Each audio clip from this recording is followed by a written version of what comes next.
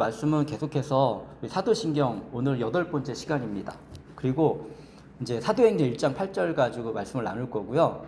하기 전에 먼저 우리가 늘 사도신경 기억해야겠죠, 그죠? 사도신경 같이 기억하는 시간 갖도록 하겠습니다. 그래서 제일 처음에 어떻게 시작하죠?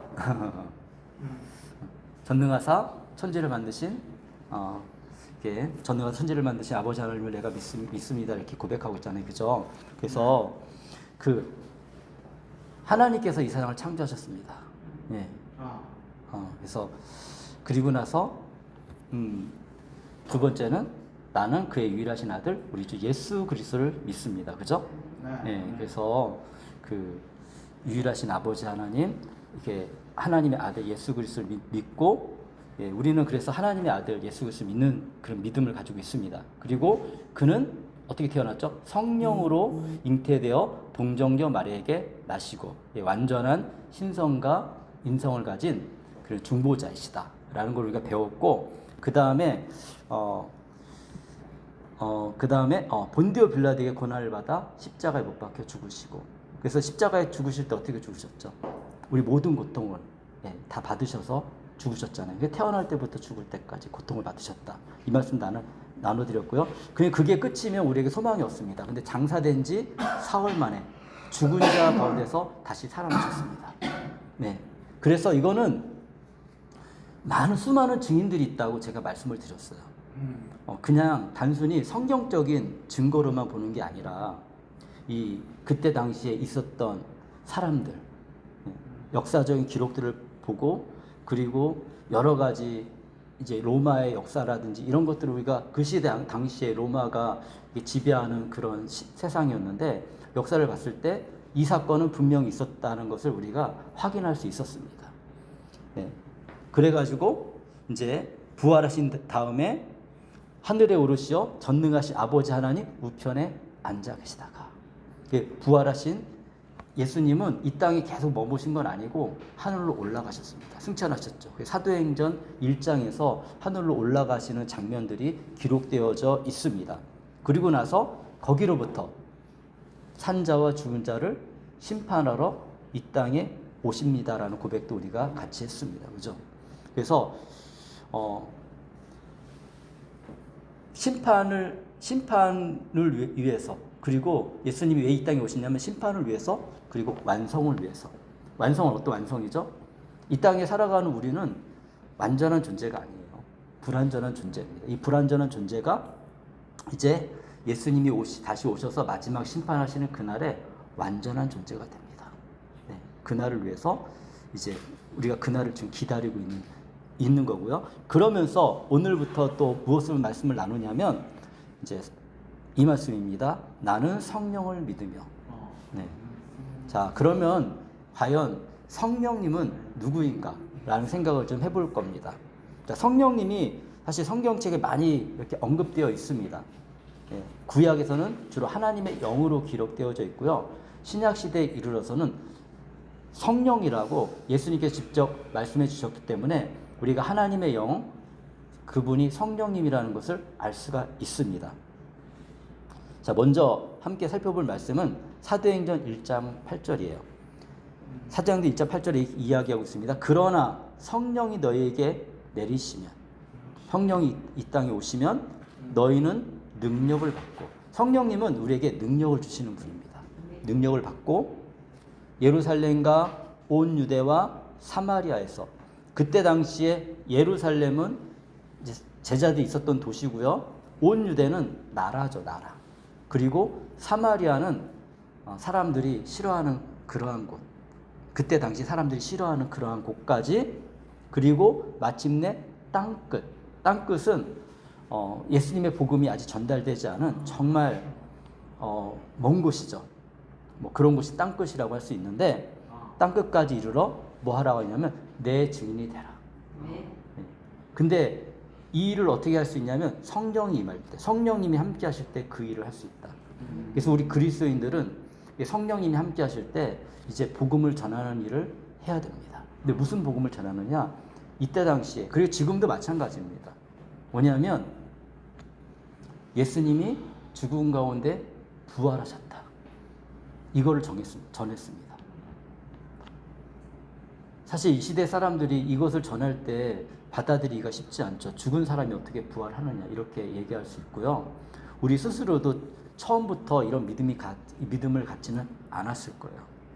근데 이제 우리는 알고 있죠. 그 부활 사건 때문에 어떤 일들이 우리가 신뢰할 수 있냐면 예수님이 하나님의 아들이라는 것도 신뢰할 수 있고요. 그리고 예수님이 가르치신 모든 진리의 말씀이 그것이 사실이라는 것도 우리가 신뢰할 수 있어요. 죽음 가운데 부활하지 않았다면 결코 이런 일이 일어날 수가 없고요. 또 예수님이 죽음 가운데 부활하지 않았다면 성령님도 우리 안에 함께 하실 수 없습니다. 함께 하시지 않습니다. 왜냐하면 예수님이 거짓말한 거니까요. 죽었다 살아난 거는 자신이 진짜 신이고 그 말씀이 진리라는 것을 우리에게 알려주는 것입니다. 이것이 내 마음속에 깊이 있게 새겨지려면 시간이 오래 걸리는 것 같아요. 금방 우리 마음속에 예수님에 대한 믿음이 금방 생기는 것 같지는 않습니다. 네. 어떻게 알아들을 수 있겠어요? 조금. 네, 괜찮습니다. 이게 이렇게 하면서 이렇게 들으면서 훈련이 되는 거예요. 자꾸 들어야 돼요. 나중에 이제 개인적으로 왜 이렇게 하는지 또 알려줄게요. 오후에는 중국어를 많이 쓰는 예배도 있습니다. 자, 그러면 이제 지금부터 생각해 보는 거예요. 천천히 하겠습니다. 자, 성령님은 구약에서 성령님 어떤 모습이었는지 제가 이렇게 다 정리해 놨죠. 여기 이제 중국어도 다 써놨고 영어도 써놨기 때문에 보시면 됩니다. 구약에서는 창세기 1장 2절에서는 이때 제일 처음 언급되는데 하나님의 영으로 언급됩니다. 성령님이 창조될 때부터 하나님의 영이 함께 하셨습니다.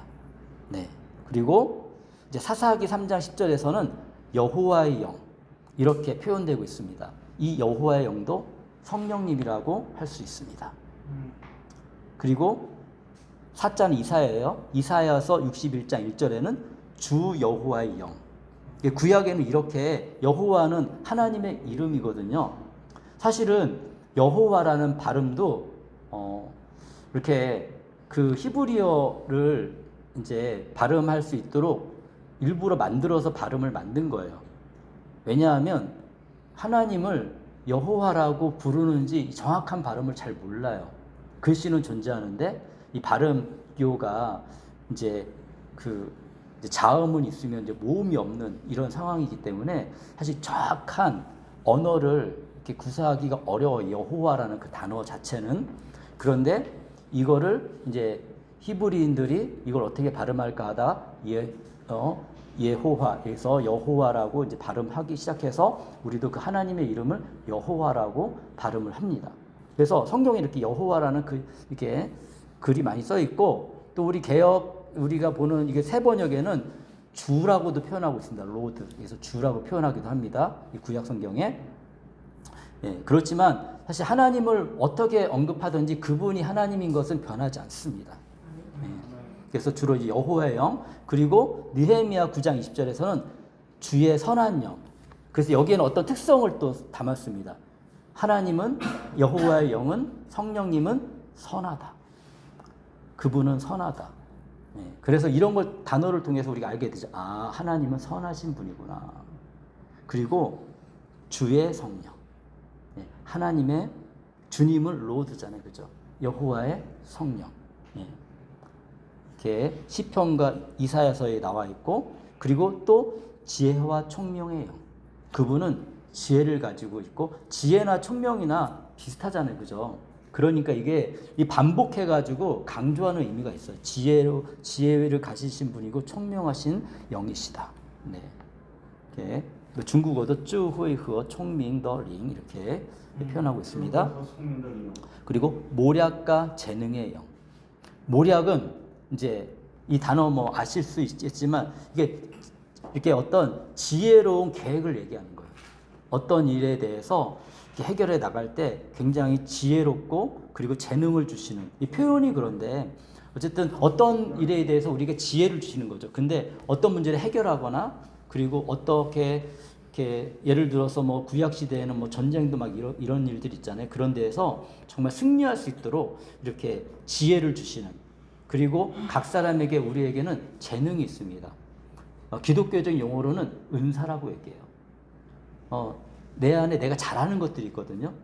잘하는데 좋아해. 그런 것들은 정말 하나님 나에게 주신 거예요.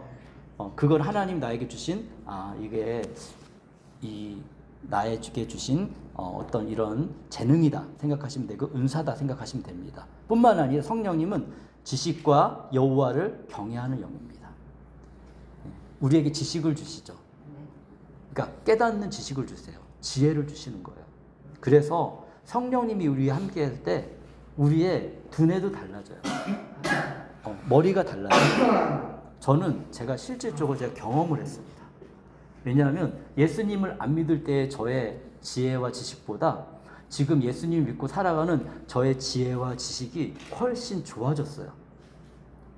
물론 예수님을 믿으니까 저의 삶의 태도가 바뀌었죠. 책도 많이 읽고 그리고 다양한 세상 속의 지혜들도 배우고 하면서 어떤 것을 결정할 때 지혜로운 결정을 점점점 하게 됐습니다. 지금도 그러면서 계속 발전하고 있어요.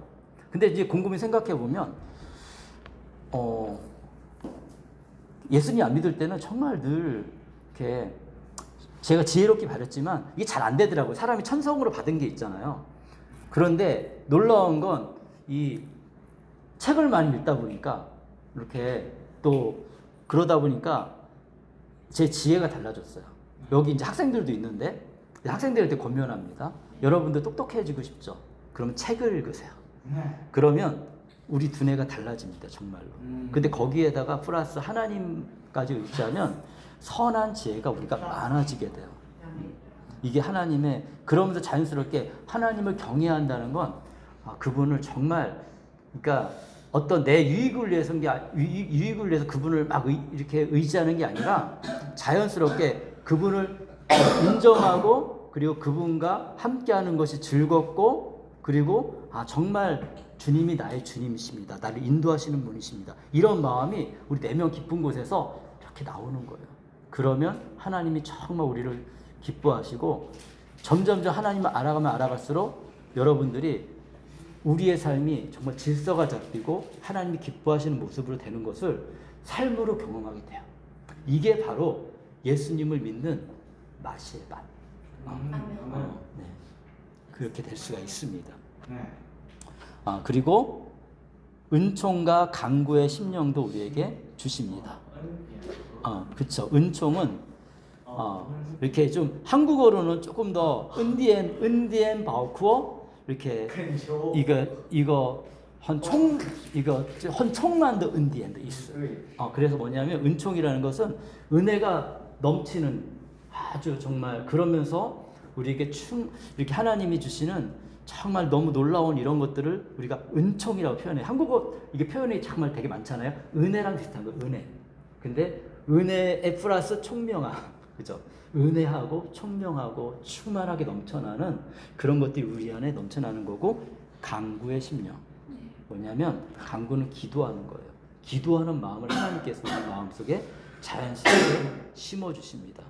그러니까 여러분 안에 예수님을 믿고 기도하고 싶은 마음이 있습니까? 성령님이 여러분하고 함께 하시기 때문에 그런 거예요. 여러분 예수님 믿고 지혜로워졌습니까?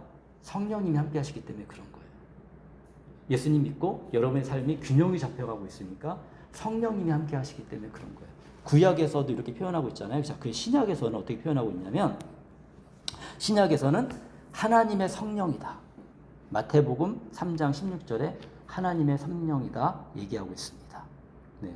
그리고 또 고린도후서 3장 3절에는 살아계신 하나님의 영이다. 이게 사도 바울이 얘기했죠. 고린도후서 사도 바울이 쓴 거니까 성령님은 이 경험하고 느낀 사람이 얘기하는 거거든요.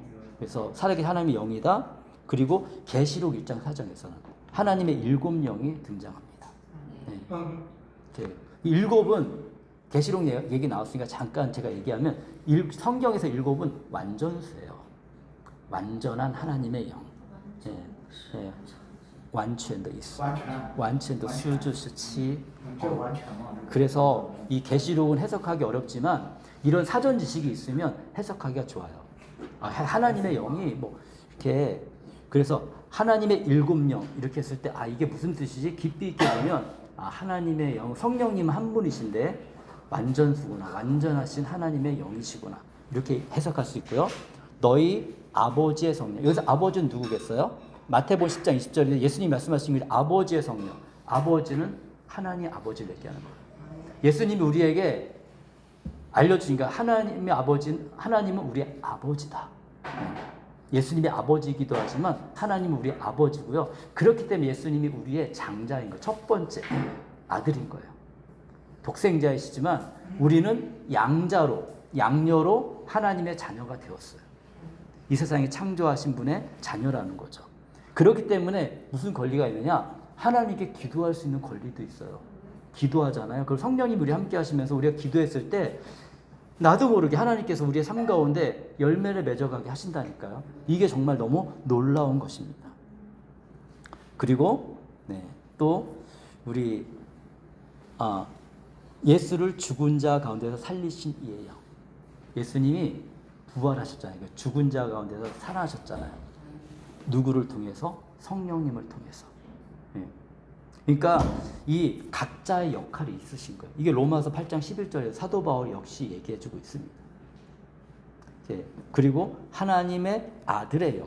성령님은 왜 삼위일체일까요? 하나님의 영이시기도 한데 동시에 하나님의 아들의 영이라고 갈라디아서 4장 6절에서 얘기하고 있습니다. 하나님의 아들이 누구예요? 예수님의 영이신 거예요. 예수님의 영이시기 때문에 아들의 영이라고 얘기하고 있고, 그래서 로마서 8장 9절에도 그리스도의 영이다, 성령님은. 자, 우리의 육체와, 그러니까 우리의 영과 혼과 육이 있습니다. 이거 분리할 수 있을까요? 분리할 수 없어요. 이렇게 분리할 수 없는 것처럼 하나님과 성령님과 예수님도 분리할 수 없어요. 그분은 그래서 우리가 한 분이라고 얘기하는 거예요. 그런데 각자의 역할이 있으세요. 그 각자의 역할을 행하시기 때문에 우리가 또 분리해서 생각도 해야 돼요. 그래서 이런 것들이 예수님을 믿으면서 마음속에 이게 뭐지? 고민이 많이 되거든요. 근데 이런 모든 문제들도 저도 그런 게 있었죠. 근데 전 이제 어느 정도 이제 이해를 하고 설명을 어느 정도 제가 할 수 있는지는 또 하다 보면 이제 이렇게 되지만 저 스스로 이제 이해가 되거든요. 그리고 이런 분이시구나. 이렇게 이해를 스스로 이해하기보다는 알고 그것을 믿고 있는 거죠. 그런데 진짜 살아보니까 정말 그런 분이라는 것을 생생하게 느낍니다. 그래서 저는 하나님 아버지께 기도도 하고요. 때로는 친근한 우리 예수님께 기도도 하고요. 능력 있는 성령님께 기도도 합니다. 왜? 내 현장 속에서 능력으로 나를 도우시고 인도하시는 분이시니까.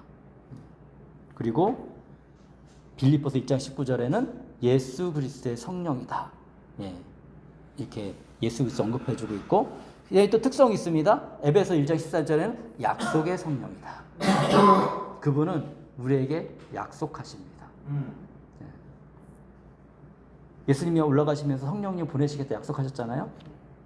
오셨어요, 안 오셨어요? 오셨어요. 사도행전 2장에 나와 있습니다. 2장에. 성령님이 제일 첫 번째 임하는 장면이, 그전에도 구약에서 성령님은 계셨어요. 근데 제가 설명을 해드리면 구약에서는 특별한 사람들에게만 함께 하셨어요. 물론 계시지만 특별한 사람들에게 나타나셔서 특별한 사람들에게 특별하게 인도하셨어요. 그런데 신약 시대에는 예수님을 믿는 모든 사람들에게 함께 하시는 거예요. 이게 달라진 거예요. 그게 예수님의 역할이 얼마나 중요합니까? 예수님이 그 역할을 하지 않았으면 우리는 여전히 고아와 같이 버려진 삶을 살 수도 있습니다. 구약에는 수많은 사람들이 고아처럼 버려진 삶을 살았어요. 그런데 신약시대에 이르러서 예수님이 죽으시고 십자가에 지시고 그리고 부활하셔가지고 올라가신 이후에 모든 사람, 예수님을 믿는 모든 사람들이 어떤 특권이 주어졌냐면 이제 하나님의 자녀가 되는 특권이 주어졌고, 하나님의 자녀가 된 사람들은 성령님이 함께 하시는 거예요. 근데 무슨 조건이냐면 조건이 딱 하나 있어요. 예수님을 믿는 사람들에게. 어떤 고백, 이게 중요한 건 내가 고백하는 거예요. 제가 예수님을 나의 주, 나의 하나님으로 영접하겠습니다. 실질적인 고백이 필요해요. 단순히 말 표현이 아니라 내 마음의 고백. 그러면 그분은 우리 안에 들어오셔서 떠나지도 우리를 버리시지도 않는 거예요. 우리 육신의 부모는 우리를 버릴 수도 있습니다. 사람이기 때문에. 그렇지만 하늘의 아버지는 우리를 버리지 않습니다. 우리와 영원히 함께 하십니다. 우리 육신의 부모는 영원히 우리와 함께 할 수 없어요. 언젠가는 생이 끝나면 떠날 수 있어요. 근데 하늘의 아버지는 영원히 함께 하시는 거예요. 여러분의 인생 가운데 어떤 어려움이 있습니까? 그리고 어떤 도움을 받고 싶습니까? 부모가 못 해줄 수도 있어요. 그럼 어떻게 해야 될까? 하나님께 기도하십시오. 살아계신 우리 아버지는 우리를 돌봐주시고 우리를 정말 인도하시는 분입니다. 그분은 히브리서 9장 14절에 보니까 영원하신 성령이에요. 너무 감사한 거죠. 영원하다는 거예요. 우리에게는 영원히 보장되어 있는 거예요. 그러니까 이 땅의 삶이 조금 힘들고 어려워도 소망을 가지고 믿음으로 한 걸음씩 나아갈 수가 있는 거예요. 우리 실수할 수 있고 우리 넘어질 수 있습니다. 잘못될 수도 있습니다. 그렇지만 저도 굉장히 많이 그랬거든요. 저도 사람이기 때문에 지금도 마찬가지. 지금도 어떻게 완벽할 수 있겠습니까? 그렇지만 영원하신 성령님께서 저를 이렇게 리드해 주세요. 저의 실수도 이렇게 보듬어 주시고 고쳐주시고 새롭게 하시면서 만들어가 주세요. 그래서 우리에게 소망이 있다는 거예요. 그 끝은 우리에게는 아름다우니까. 그래서 정말로 힘들고 어려운 사람들도 이런 믿음이 있으면 인생을 견뎌내는 거예요. 그런 사람들 많이 있습니다. 크리스찬 중에 정말 진실된 크리스찬들 많이 있거든요. 정말 힘든 분들, 제가 늘 얘기하잖아요. 이렇게 이 북한 땅에서 정말 믿음을 지키는 게 얼마나 힘듭니까? 예. 우리 이제 10월 달에 DMZ 가는 계획 있잖아요. 그때 같이 한번 가서 봤으면 좋겠어요. 저 북한 땅 우리가 기도했으면 좋겠어요. 또 그리고 주님을 위해서 이런 일 하시는 분들하고 같이 가서 그분들이 설명해 줄 거거든요. 그래서 같이 가서 기도하고 그 땅을 바라보면서 기도했으면 좋겠어요. 제가 대학교 2학년 때 중국이 한국하고 수교가 아직 안 됐을 때 92년도에 저가 그때 이 CCC 한국 CCC를 제일 처음 시작하신 김중문 목사님이라는 분이 계시는데 그 목사님이 우리 청년들에게 도전했어요. 여러분들 저 중국 누가 가겠습니까? 저 북한 누가 가겠습니까? 통일되면 누가 가겠습니까? 여러분 그 땅을 위해서 기도합시다. 제가 몽산포 바닷가 그곳에서 그때 중국 쪽을 그 서해안이잖아요. 중국 쪽을 바라보고 우리 다 같이 기도했어요. 근데 한중 수교가 이루어졌고 그리고 선교사들이 한 명 한 명 들어가게 됐고 저도 2003년도에 들어가게 됐고 그 땅에서 하나님의 복음이 막 전파됐어요. 이번 10월 달에 제 제자 중에 한 명이 한국에 놀러 온대요. 오늘 아침에 연락받았어요. 네. 되게 가족들하고 한국에 여행 온다고. 저 만날 수 있냐고. 청주 들릴 수 있냐고. 그래서 너 들려라.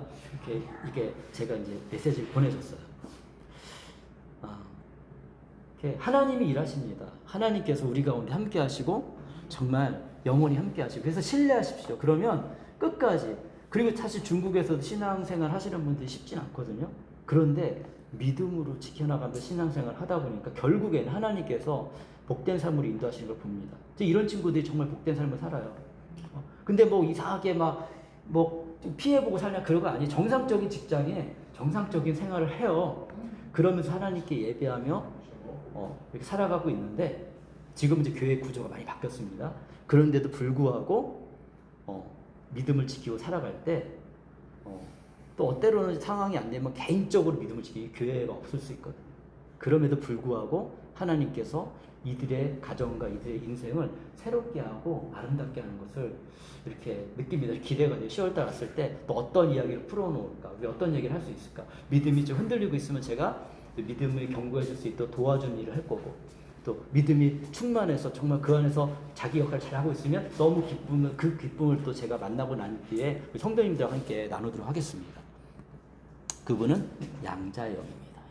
양자가 뭐죠? 양자는 여기 양주. 우리는 모두 이렇게 양자. 그죠? 네. 양주는 양자는 뭐냐면 자기가 낳은 자식은 아닌 거예요. 근데 이 자식을 이게 다른 사람을 내 자녀로 받아들일 거예요. 그걸 양자라고 하고요. 사실은 이때 시대 사람들은 이게 너무 분명했어요. 분명히 알죠. 왜냐면 로마 시대잖아. 로마 시대는 양자를 들인 일이 많았고요. 황제들이 자녀가 없을 수 있거든요. 그러면 양자를 들여서 그 다음 황제로 삼았어요. 이런 일들이 비일비재했고 그렇기 때문에 사실 양자의 개념은 뭐냐면 이 모든 아버지의 재산과 권리를 양자에게 다 주는 거예요.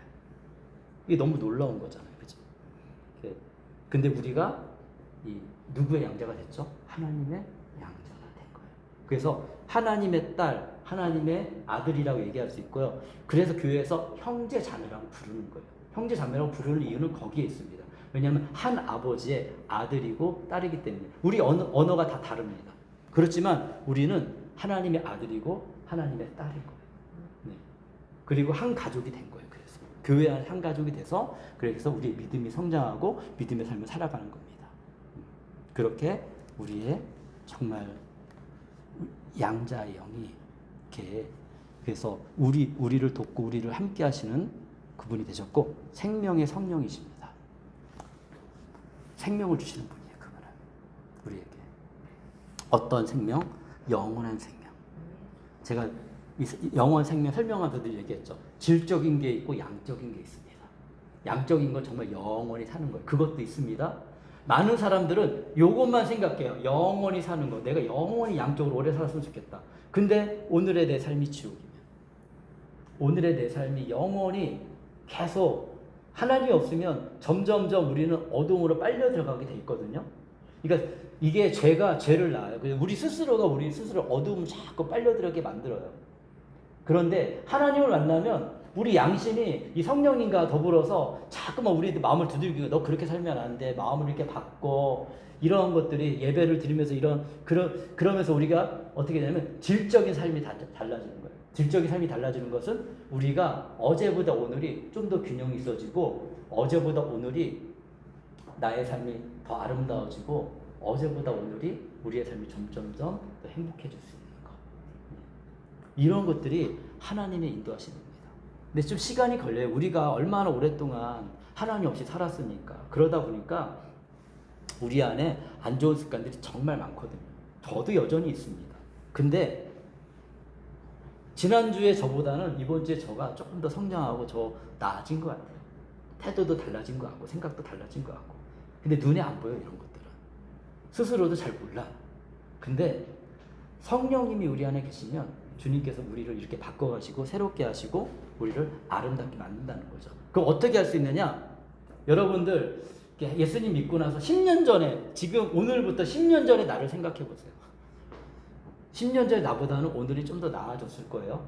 근데 10년 전에 나하고 오늘과 크게 달라지고 더 심각해지고 문제가 됐다. 이거는 좀 약간 걱정해야 되고 이제 예수님 안에 있으니까 그러면 주님과 대면해야 되죠. 하나님께 기도해야 돼. 이럴 때 기도하는 거예요. 하나님, 내가 예수님 믿었으니까 좀 변화가 돼야 되잖아요. 근데 안 변화가 된 것 같아요. 제가 느낄 때 나는 여전히 그 자리에 있는 것 같아요. 하나님 그렇다면 저를 좀 바꿔주세요. 그리고 결단하십시오. 결단하면 하나님께서 여러분 안에 변화를 일으키세요. 하나님은 항상 제가 하나님의 느낌에 느낄수록 뭐냐면 하나님은 내가 가만히 앉아있는다고 나를 바꾸시지 않으세요. 반응하기 원하세요. 반응하는 건 뭐냐면 내 마음에 감동되는 게 있어요. 감동되어지는 게 있으면 결단하는 거예요. 결단하고 그리고 또 노력하고 실수할 수 있습니다. 넘어질 수 있습니다. 그럼에도 불구하고 계속 하잖아요. 결국에는 여러분 가운데 10년 후 아니면 10년이 뭐예요? 1년 후에 여러분의 삶을 돌아보면 하나님께서 변화시킨 그런 놀라운 것들이 분명히 발견되어질 겁니다. 아, 내가 이만큼 성장했구나. 이만큼 주님을 닮아가는구나. 이런 것들이 최소한은 예배드리는 삶을 사는 거고 더 좋은 거는 날마다 주의 말씀을 가까이 하는 거고 그러면은 더 분명하게 느껴지고 생각이 되어집니다. 이 마음에 그러니까 목사도 마음이 시간이 흘러가면서 마음이 튼튼해져야 되거든요. 이런 목회도 마음이 점점 튼튼해지는 시간이 필요한 것 같아요. 저 해보니까. 예. 마찬가지로 우리의 인생도 그렇습니다. 인생도 마음이 튼튼해져야 돼요. 그러다 보면 하나님께서 그 이끌어 가시는 게 분명히 있습니다. 그래서 여러분 염려하지 마시고 나에게는 영원한 생명이 있다. 그리고 내 삶은 좋아질 것이다. 이런 믿음의 확신을 가지고 오늘의 삶을 잘 살아가는 거예요. 열심히 사는 거예요. 우리 유학생들은 한국어 공부 열심히 하는 거고 설령이는 한국어 잘하니까 자기 전공 열심히 해서 또 삶을 살아가는 거고 또 직장 속에서 또 새로운 환경 속에서 내 주어진 환경 속에서 한 걸음씩 가다 보면 그러면 하나님께서 분명히 우리 안에 일하시는 게 있습니다. 그런 확신을 갖고 살아야 돼요. 네. 그러다 보면 정말 그것을 통해 경험하게 됩니다. 생명의 성령이시고 우리가 잘 되길 원하시는 분이지 우리가 망하게 되길 원하시는 분 아니라는 걸 여러분들이 분명히 기억했으면 좋겠습니다. 네, 천천히 할 거니까 걱정하지 마세요. 시간 되면 딱 마칩니다. 저는 성령님에 대한 비유적인 상징들이 있어요. 성령님은 그럼 이제 우리 계속 이해해야 되잖아요. 성령님은 어떻게 비유하고 있냐면 요걸 말씀을 찾아볼 겁니다. 생수, 보세. 자, 요한복음 7장 37절에 있습니다. 지금 성경책은 없으니까 제가 찾아줄게요. 예, 다음부터는 제가 한국어 성경책 우리 중국 친구들한테 좀 줄 테니까 이 시간에 오는 친구들은 그러니까 한국어 성경책 갖고 오면 같이 읽고 또 그러면 좋겠습니다. 네, 요한복음 7장입니다. 요한복음 7장 37절부터 38절인데 제가 읽어드릴게요. 이렇게 얘기하고 있습니다. 37절 38절에 명절의 가장 중요한 날이 마지막 날, 이거는 초막절 마지막 날 얘기하는 거예요. 예수께서 일어서서 큰 소리로 말씀하셨습니다. 목마른 사람은 다 나에게로 와서 마셔라. 나를 믿는 사람은 성경이 말한 바와 같이 그의 배에서 생수가 강물처럼 흘러나올 것이다. 이게 진짜 우리 목마른 걸 얘기하는 걸까요? 여기 목마르는 것은 비유적인 표현입니다. 여러분 인생 가운데 목이 마르십니까? 인생 가운데 목이 마르다는 건 뭐예요? 뭔가 내가 갈급하고 있지만 일이 잘 해결되지 않고 어렵고 쉽지 않고 변화되지 않는 그런 문제들이 내 안에 닥칠 때가 인생을 살다 보면 그런 일들이 있습니다. 이게 목마른 거거든요. 그랬을 때 어떻게 하라고 얘기하는 거예요? 예수님께 가는 거예요. 근데 예수님께 어떻게 가요? 왜 걸어서 가요? 아니면 뭐 뛰어서 가요? 아니잖아요. 어떻게 갑니까? 그렇죠. 기도하는 거죠. 우리가 유일하게 예수님께 가는 것은 기도하는 거예요. 근데 그러면 그 배에 생수가 강물처럼 흘러낼 것이다. 제 첫 번째는 성령님이 우리 안에 계시는데 이거 성령님이 계신 건 분명히 계세요. 근데 성령 충만이라는 단어도 있습니다. 충만이라는 건 뭐예요? 가득 차다. 그러니까 예수님 성령님 어디 가신 건 아닌데 우리의 마음이 성령으로 충만하다는 것은 주님으로 충만하고 하나님 말씀으로 충만하고 하나님의 의지함으로 충만하다는 거고, 성령으로 충만하지 않다는 거는 뭐냐면 사실 오늘 제가 이제 그 주보에도 써놨습니다. 목회칼로 읽어보세요. 하나님도 내가 사랑하는데 하나님보다 더 사랑하는 것들이 있다는 거예요. 근데 그것이 좋은 걸 수도 있지만 안 좋은 걸 수도 있다는 거지. 그러면 성령 충만하지 않은 삶을 우리가 살아가게 돼요. 네. 그럼 결국에는 하나님의 문제가 아니라 내 문제일 수 있는 거야. 내가 그렇게 해서 하나님은 항상 우리 존중해 준다 했죠. 나의 선택을 존중해 준다니까요. 내가 하나님을 선택해서 삶을 살아가면 하나님의 마음껏 축복해 주시고 인도하시고 이끄실 수 있는데, 그래도 우리 마음이 그동안 살아온 게 있으니까 하나님의 인도하심보다는 하나님이 아닌 다른 것들도 내가 선택할 수 있거든요. 그러면 그것 때문에 우리의 삶이 조금 마이너스가 되고 힘들어질 수 있습니다. 근데 이걸 우리가 잘 모를 수도 있어요. 그건지 아닌지를. 근데 이런 지식을 알게 되면 이제 생각해 볼 수 있어요. 이게 똑똑해져요. 옛날에 이런 거 생각도 안 하고 살았는데, 내가 생각했던 기대와 좀 다른 인생이 내가 진행되고 있네? 생각됐을 때, 이게 뭔가를 생각해 볼 수 있죠. 평가해 볼 수 있죠. 내가 정말 하나님 아니고 다른 걸 더 사랑하고 있나? 그것 때문에 내가 이런 색 때문에 이렇게 됐나? 그리고 예전에는 하나님 우리 원망했대요. 그때는 왜 내가 하나님 사랑하는데 이렇게 해요. 근데 결국에는 돌이켜보면 내가 하나님이 원하시는 일들을 내가 하지는 않았을 때, 하나님 원하시는 일들이 아주 이렇게 특별한 일만 생각하지 마십시오. 예를 들어 학생들이 있습니다. 학생들이 하나님이 원하시는, 이 학생에게 하나님이 원하시는 일은 뭘까요? 공부예요. 공부. 자, 우리 하우스른이나 우리 샤샤나 한국어가 지금 아직 어렵잖아요. 한국어가 어려울 때는 하나님이 두 분에게 원하시는 거 뭐 있어요? 여러분들이 유학생이 왔을 때 한국어 공부를 하는 게 하나님이 원하시는 거예요.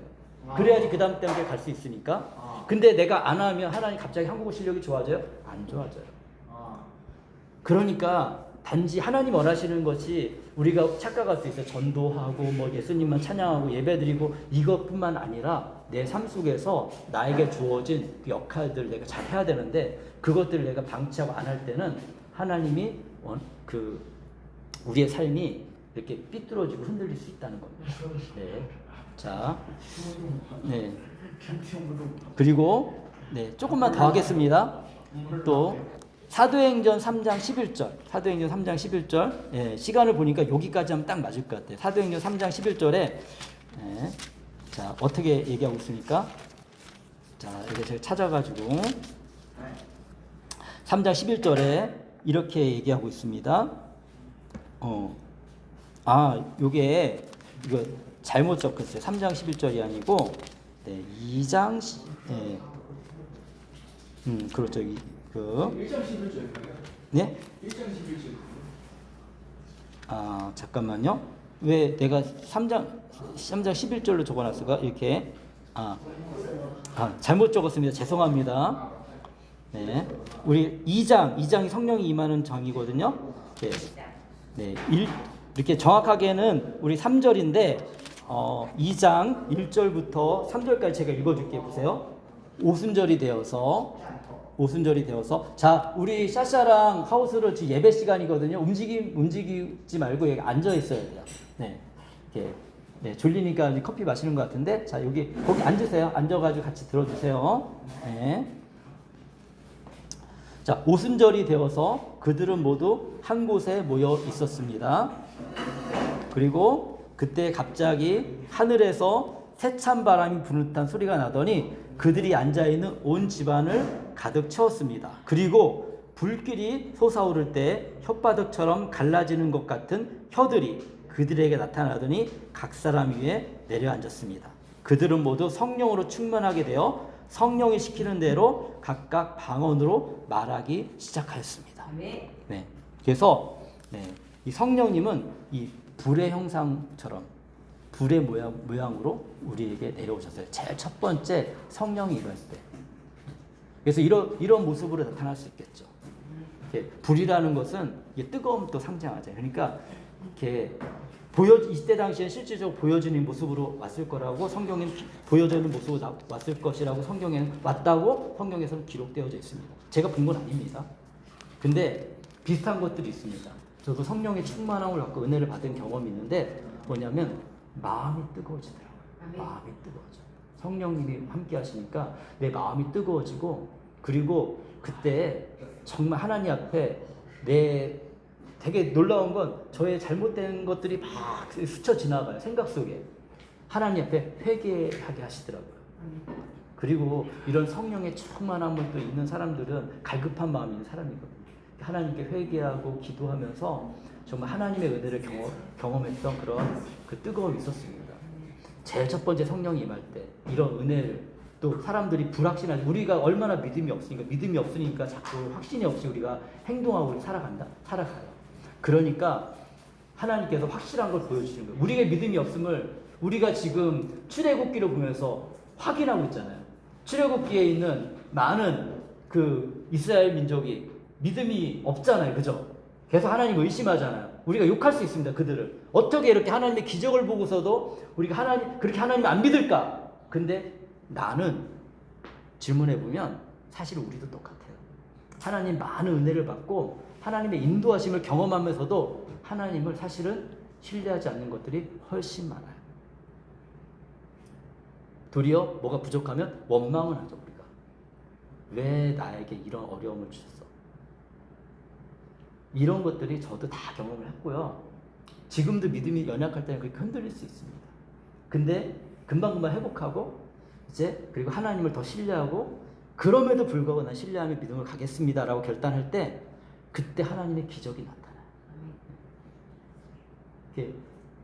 요즘에도 계속 하나님의 놀라움들을 경험합니다. 하나님은 정말 내가 경험했던 바로 그분이고 시간이 10년 전이나 20년 전이나 지금 동일한 일들을 하나님 하시는구나.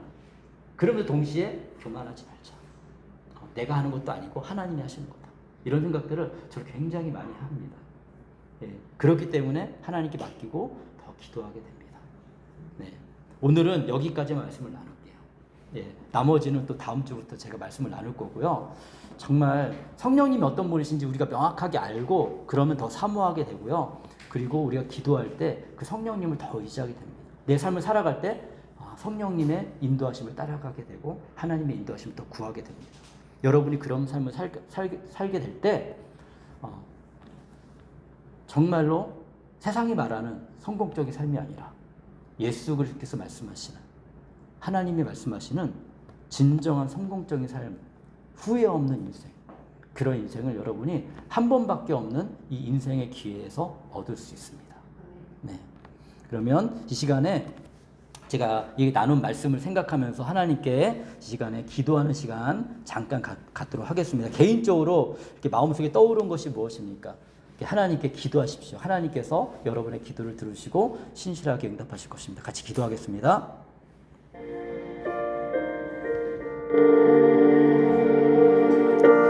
살아계신 하나님 아버지, 감사합니다. 제 기도하겠습니다. 신실하신 하나님 아버지, 감사합니다. 오늘도 우리가 하나님을 사랑하는 마음으로 이렇게 함께 예배를 드렸습니다. 주님, 우리의 정말 마음을 받아주시고 주님의 뜻이 하늘에서 이루어진 것처럼 우리 각자의 삶 가운데 이루어주시고, 주님 또 우리의 삶을 돌봐주시고 우리를 이끌어 주셔서 정말 하나님 안에서 우리의 삶이 균형 잡혀가고 정말 주님을 닮아가는 삶으로, 또 주님의 사랑을 많은 사람들에게 나눠주는 그런 삶으로 아버지 우리를 인도하여 주옵소서. 이 걸음 가운데 정말 성령님의 도우심이 필요하오니 성령님께서 함께 하시고 각자의 환경과 상황과 또 인생 가운데 하나님이 신실하게 인도하여 주시기를 주님께 간절히 기도합니다. 주님 사랑합니다. 주님 감사합니다. 주님께 부탁드립니다. 모든 것을 주님께 내어 맡깁니다. 예수 그리스도의 이름으로 기도합니다. 아멘. 지금은 우리 주 예수 그리스도의 은혜와 하나님의 사랑과 성령님의 함께하심, 임재하심이 예수님을 의지하고 성령님과 함께 동행하며 믿음으로 하나님의 자녀로서 삶을 살아가는 모든 성도들에게 영원히 함께 있을지어다. 아멘.